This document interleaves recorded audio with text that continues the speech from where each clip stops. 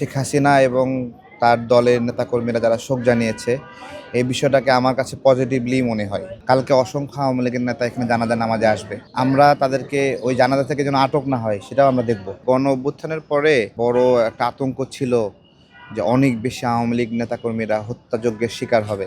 তারাই বলতো যে 5 লাখ আওয়ামী লীগ মারা যাবে, বলছে না তারা?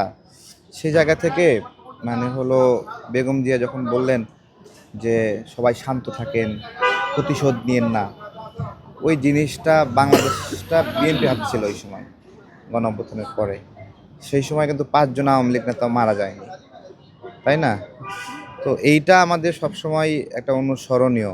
পদ্মা সেতু, মেট্রো রেল এবং এলিভেটেড এক্সপ্রেসওয়ে নির্মাণের গর্বিত অংশীদার বসুন্ধরা সিমেন্ট। পরাজিত হলে তার প্রতিও সদয় আচরণ করতে হয়, এটা উনি শিখাইছেন।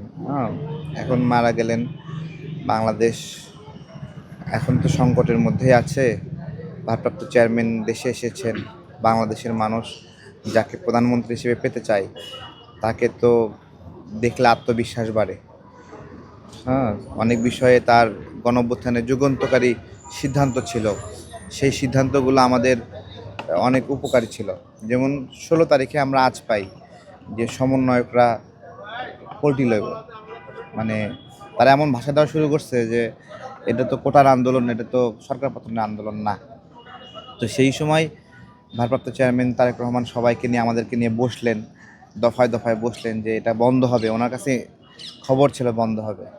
আসলে কিন্তু সবাই বাটিঘটি গুছায়ে, লাগেজ গুছায়ে বাসায় চলে গেছিলো, ব্যাগ গুছায়ে, ক্যাম্পাস সব ছেড়ে চলে গেল।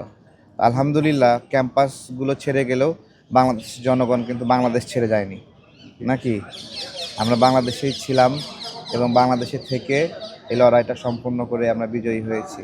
এই জায়গা থেকে তারেক রহমান ভাই যে সমন্বয়টা করেছেন, ওই সমন্বয়টা বেগম জিয়ার পুরোপুরি রিপ্লেসমেন্ট হবে না, কিন্তু উনি একজন ভালো সংগঠক। শেখ হাসিনা এবং তার দলের নেতাকর্মীরা যারা শোক জানিয়েছে, এই বিষয়টাকে আমার কাছে পজিটিভলি মনে হয়, ইতিবাচকভাবে আমি দেখতে চাই। জন্ম, মৃত্যু, এইসব বিষয়ে মানুষ এক কাতারে চলে আসে। কালকে অসংখ্য আওয়ামী লীগের নেতা এখানে জানাজা নামাজে আসবে। আমরা তাদেরকে ওই জানাজা থেকে যেন আটক না হয় সেটাও আমরা দেখব, নাকি? ঠিক আছে, আপনারা আসবেন, সমস্যা নাই। আমি এটাকে পজিটিভলি দেখছি। এবং কালকে সবাই একত্রিত হবে, সকল দলে মানুষ আসবে, আমি বিশ্বাস করি। দল মত নির্বিশেষে সবাই আসবে, আমরা আশা করি সবাই আসবে। বাংলাদেশের অভিভাবক এবং এটা ফিল করছে। তার প্রতি কী আচরণ হয়েছে সেটা আমরা জানি। তার চিকিৎসা বিষয়ে কতটুকু অসহযোগিতা করা হয়েছে, বাধাগ্রস্ত করা হয়েছে, সবই জানি। তারপরেও শোক জানিয়েছে, আমি এটাকে ইতিবাচকভাবে দেখছি।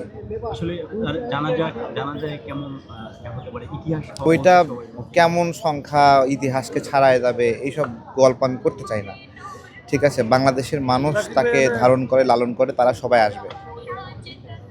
আপনি আওয়ামী লীগ আসবে বলছেন, সবাই আসবে ভাই, এটাতে কেউ আটকায় রাখতে পারবে না, সবাই আসবে, দেখবেন সবাই আসবে। আমরা হতে দেব না এরকম হলে। এখান থেকে কেউ কোনো হয়রানির শিকার হবে না, কারণ আমি ভুয়া স্লোগান হবে না, যেটা কয়েকদিন আগে হয়েছে না? তো বেগম জিয়ার এখানে জানাজা করতে আসে কারো বিরুদ্ধে স্লোগান হবে না। আমরা সবাইকে নিয়ে একটা সুন্দর কিছু সমাপ্তি চাই এটার। উনি যে বলতেন, বেগম জিয়া যে বলতেন যে আসলে দেশের বাইরে আমার কোনো ঠিকানা নেই, এটা শুধু উনি না, জাতীয়তাবাদী দল বিএনপির বিদেশি কোনো বন্ধু নাই, বুঝছেন? ভারত তাকে বন্ধু মনে করে না, আমেরিকা তাকে বন্ধু মনে করে না, ইউরোপ, ব্রিটেন, কেউ তাদেরকে বন্ধু মনে করে না। এই কারণেই তো 17 বছর ক্ষমতার বাহিরে। তো তো এখনও আবার শুরু হয়েছে বিএনপি ঠেকাও। এখনও তাদের বিদেশি বন্ধু নাই। যারা বিএনপি ঠেকাও বলে তারা কখনো তুরস্কের হেল্প নিতে চায়, ভারতের হেল্প নিতে চায়, আমেরিকার হেল্প নিতে চায়, সব জোট বাঁধছে। জোট বাঁধুক, সমস্যা নাই, ঠিক আছে?